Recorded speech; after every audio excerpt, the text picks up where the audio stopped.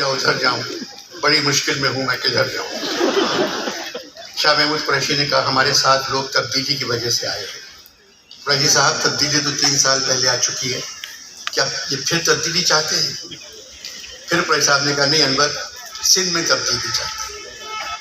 साहब, सिंध में तब्दीली के लिए तहरीक इंसाफ को पहले भुट्टो को मारना होगा। जब तक भुट्टो जिंदा है सिंध में तब्दीली नहीं आ सकती।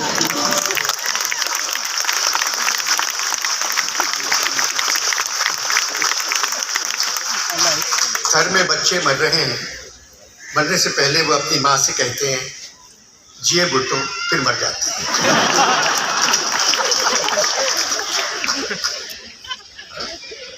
तहरीक इंसाफ को तब्दीली लाने के लिए भुट्टो के नाम को इस्तेमाल करना होगा।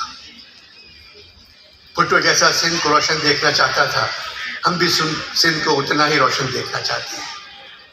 हर तकरीर में आपको कहना पड़ेगा सिंध के लिए हमारे सारे मंसूबे बेनज़ीर हैं और जब मुकम्मल हो जाएंगे तो सिंधियों को नुसरत मिलेगी।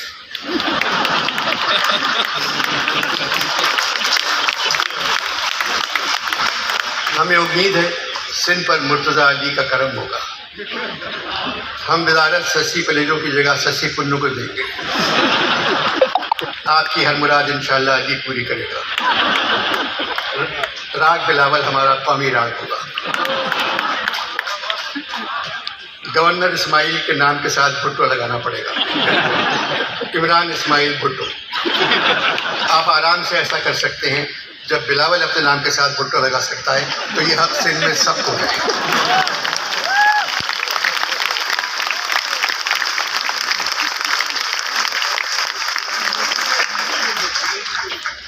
जैदी खुड़ो अली, जैदी साहब को भी नाम बदलना होगा, जैदी खुड़ो अली। सिंध के छोटे शहरों और गांव के लोग पढ़े लिखे नहीं हैं, वो सिर्फ नाम सुनकर वोट देते हैं और साथ देते हैं। जब वो सुनेंगे इमरान इस्माइल भुट्टो और जैदी खुड़ो अली तो इनकी तरफ से जाएंगे। मार्च का महीना कुदरत ने सिर्फ फौज के लिए बनाया है, जिसे वो बड़े प्यार से क्विक मार्च कहते हैं।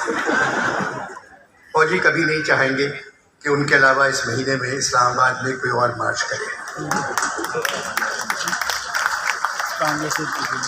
मार्च में बिलावल मार्च,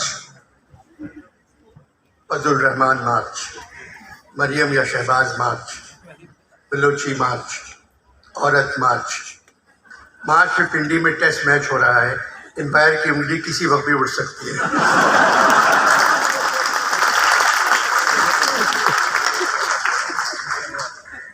फौज ने मार्च शुरू कर दी तो फिर क्या होगा? फवाद चौधरी और शेख रशीद ने कहा अगर हमारी हुकूमत और आर्मी एक पेज पर है, शायद इन दोनों को पता नहीं दूसरे पेज पे नेवी है।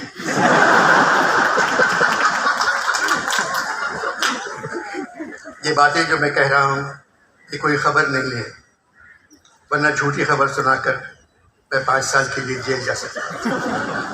ये सारी बातें मेरा दिल कह रहा है और बकौल फराज दिल की क्या बात करें, दिल तो है नादा जाना।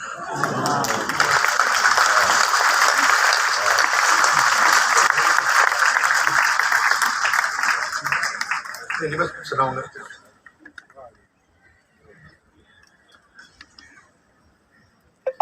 मेरा 1 घंटे का सेशन रख दिया है तो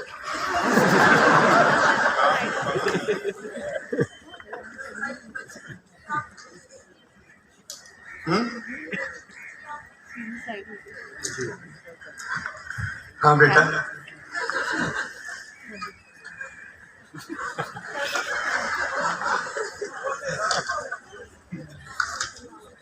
नवंबर अल्लामा इकबाल की पैदाइश का दिन था।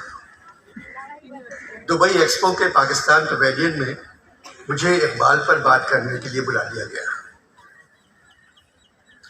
इकबाल से मेरी खत किताबत है, मैंने उनके प्रोग्राम की इत्तला दी। अल्लामा का ख़त मेरे पास आया, उसके जवाब में अनवर मकसूद, बहुत दिनों बाद तुम्हारा ख़त आया, जानकर खुशी हुई तुम अभी हो।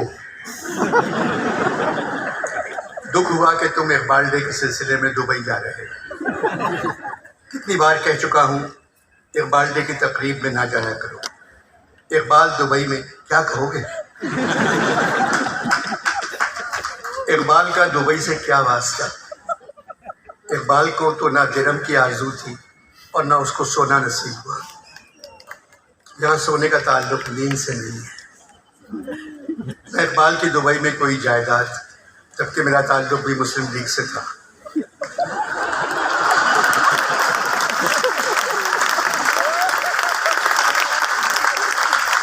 न मेरे पास दुबई का वीज़ा, न मेरा कोविड टेस्ट। इमारात के जहाज़ में इकबाल को दुबई कैसे ले जाओगे? शाहीन से दुबई जा सकता था, मगर दुबई एयरपोर्ट पर शाहीन के अंदर से चरस निकली। अब नशे की हालत में शाहीन उड़ भी नहीं सकता।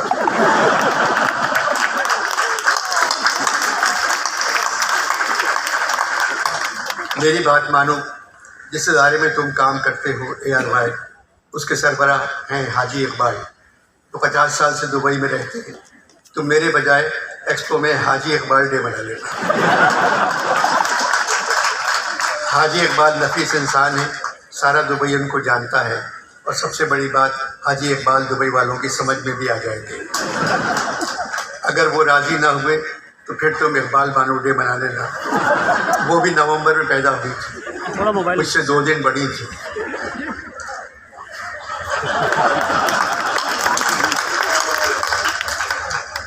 दुबई के हर घर से तुम्हें इकबाल बानो की गज़लें, नज़में और गीत मिल जाएंगे।